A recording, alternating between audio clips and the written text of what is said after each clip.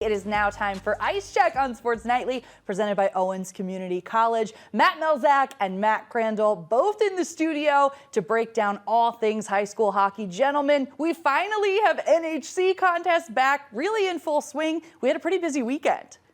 Pretty busy. I think it was a massive busy weekend. We had teams, in some cases like Bowling Green, Matt Crandall, that played 4 games over the course of the weekend. We had some teams that played, St. Francis played 2 on Saturday. St. John's played Saturday night. They turned right around and played at 8 a.m. Sunday morning in league play. We got in a lot of games in a short amount of time, and this is going to be the case that we're going to see week in, week out the rest of the way.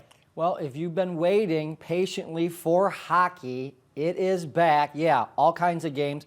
Claire, unless you're going to give us another segment tonight, I don't know if we're going to be able to cover everything, but we certainly have the highlights and the BCSN Now app. If you don't have that, you got to get it because great action last week. 3 great games on the BCSN Now app. Yeah, and 3 very different games. First off, we saw some great individual performances from Southview and Clay in a 16-7 game, Matt. I mean, Corey Krieger for Clay had a hat trick, got them out to a great start, but then Sammy Radzinski was dynamite, and he's a defenseman for the Southview Cougars. 16-7, Matt. You're covering football now, or this was a hockey score? I mean, if you wanted some offense, you had all kinds of offense that game. And yeah, followed up by the Northview St. John's game. There was some offense there, Matt. The problem was it was all Northview. St. John's took them a while to get going Friday, but they played an even third period. But then, of course, the highlight of the weekend was St. John's St. Francis.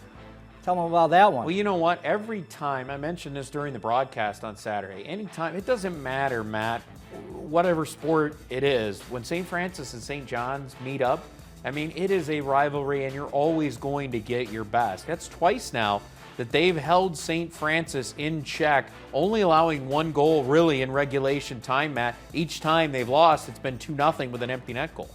Yeah, so that was not only the highlight game on the BCSN Now app, but the talk of Tamo on Saturday. It was like, hey, 0-0 after 1. Okay, 0-0 after 2. Okay, well now let's get focused on this third period. Great third period.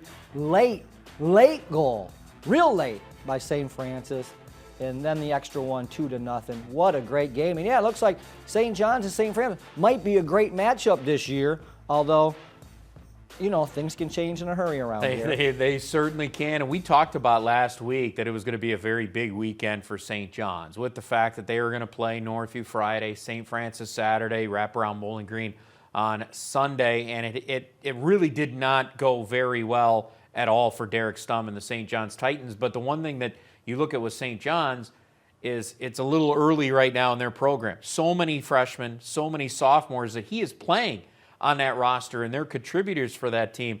They're going to be really good in the years to come. St. John's has played well against St. Francis. It didn't go well, like you said, the rest of the weekend, but back and going and getting some kind of rhythm here. They've had people like everybody else, like Anthony Wayne, we mentioned them.